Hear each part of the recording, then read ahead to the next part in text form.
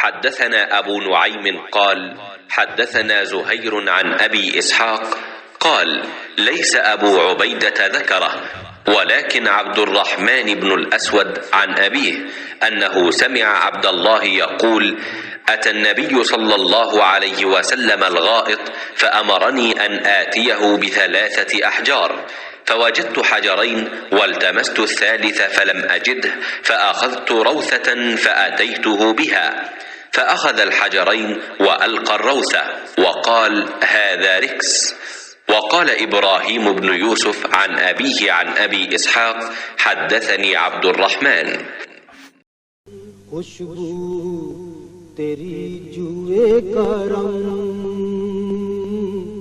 آنکھیں تیری باب حرم، نور ازل تیری جبیں،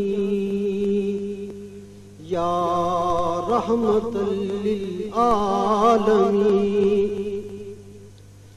تیری خاموشی بھی اذان۔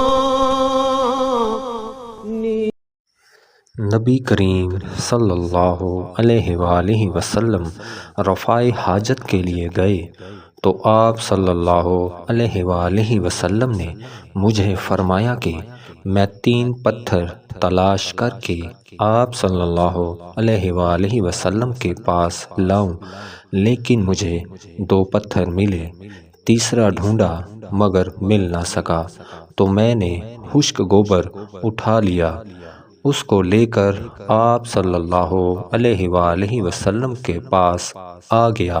آپ صلی اللہ علیہ وآلہ وسلم نے پتھر تو لے لیے مگر گوبر پھینک دیا اور فرمایا یہ خود ناپاک ہے۔ صحیح بخاری حدیث نمبر 156۔ ہے تیری چاہت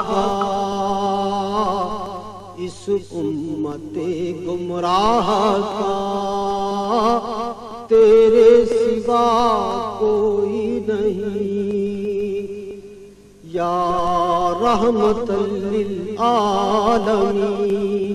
الہام جامع ہے تیرا۔